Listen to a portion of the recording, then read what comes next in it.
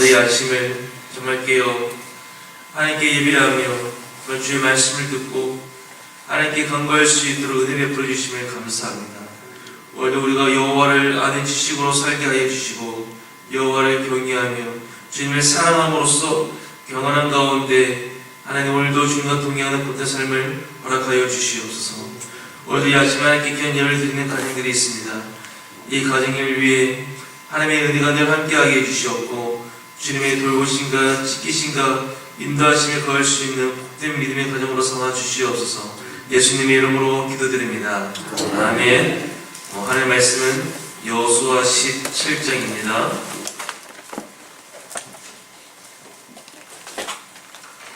여호수아 17장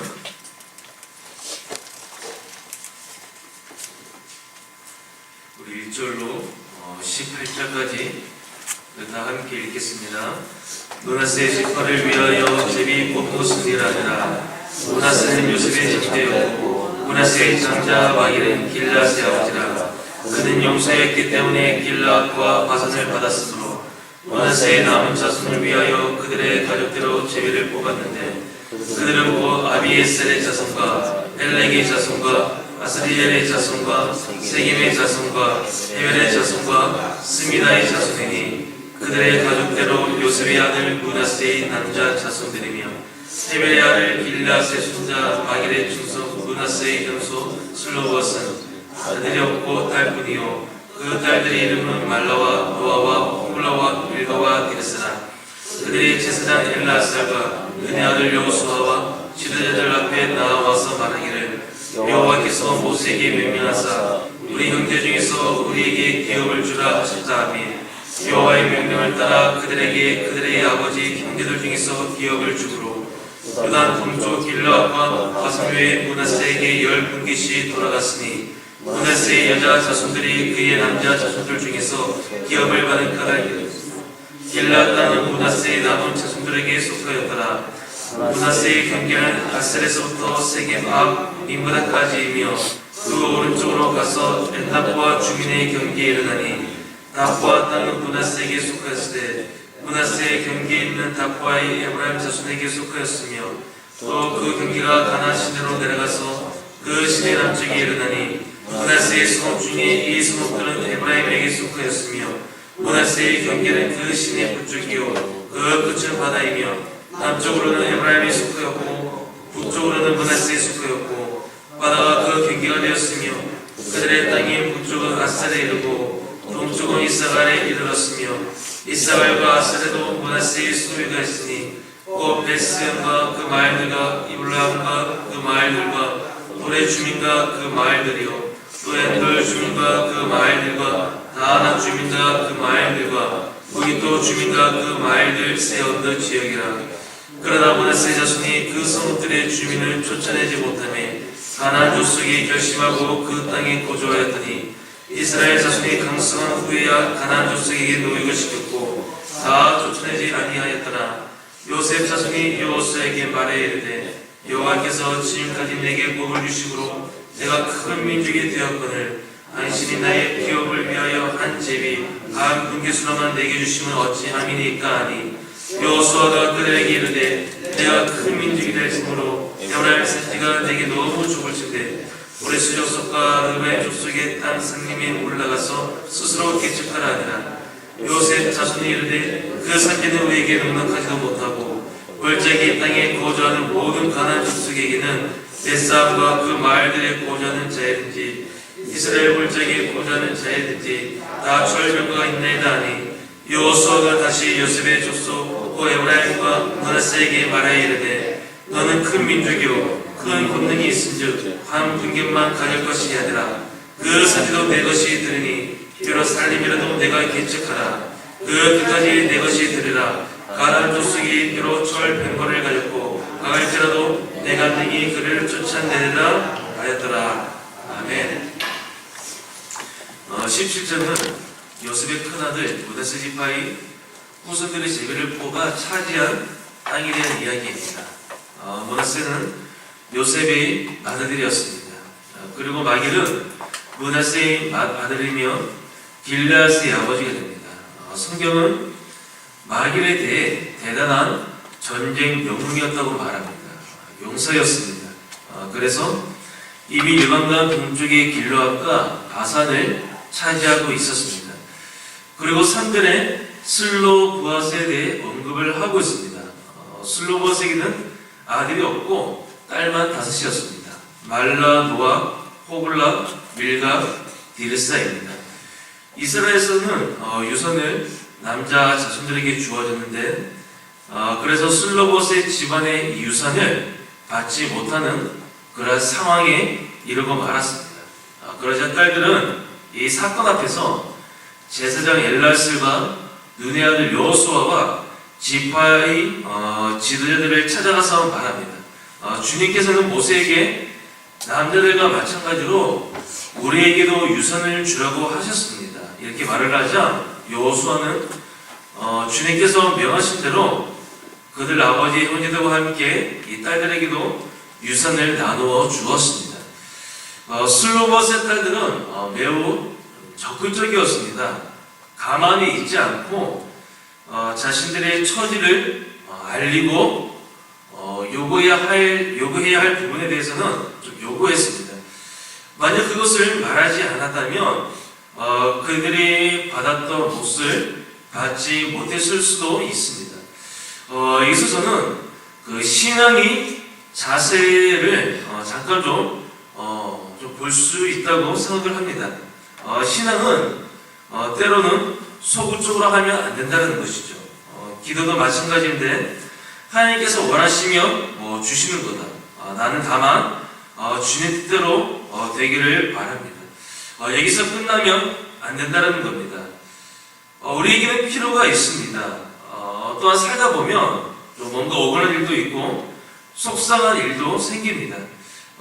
그럴 때 가만히 있기보다는 적극적으로 하나님께 아뢰어야 한다는 것이죠. 사람과의 관계에서도 마찬가지입니다.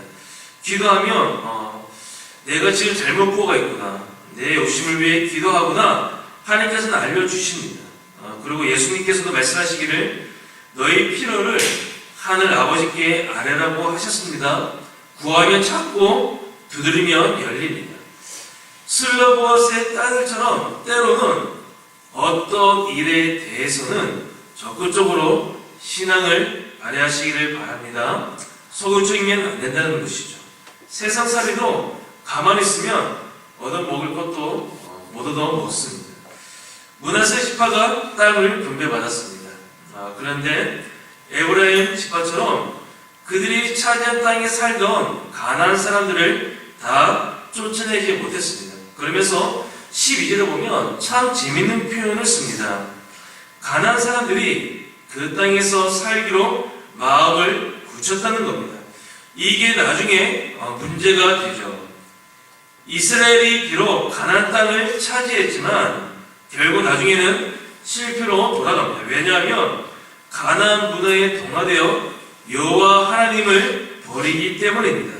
가나안 사람들은 이 땅에서 농사를 어떻게 해야 할지 잘 알았습니다. 기술을 배워야 하는데 이스라엘이 기술만 배운 것이 아니라 이 가나안 사람들의 그 문화, 종교적인 문화의 영향을 받았습니다.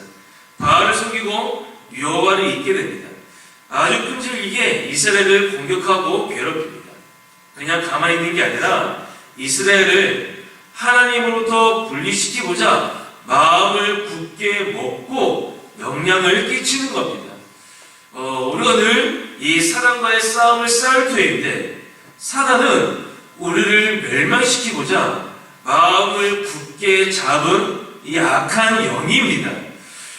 비록 우리의 눈에는 보이지 않지만 사단은 마귀는 분명히 있고 가진 여러 모양으로 우리를 공격하고 영향을 끼칩니다. 사단은 거짓의 아비요 모든 거짓의 배후에 있는 자입니다. 사단은 우리를 하나님으로부터 떼어놓기 위해 수단 방법 가리지 않고 오는 사자와 같이 산길자를 두루 찾아다니고 있습니다. 이스라엘이 가나안 사람들을 다 쫓아내지 못해 나중에 그것이 이스라엘의 가시가 되어 망하게 했듯 사단의 문화, 세상 문화 깨끗하게 버리고 불태워버리지 않으면 나중에 그것이 우리의 발목을 잡고 만다는 것이죠. 죄와 싸우되 어떻게 싸워야 할까요? 피 흘리기까지 싸워야 한다는 성경의 가르침을 우리가 명심해야겠습니다. 14절 18절은 요셉 지파가 땅을 더 요구하는 장면입니다.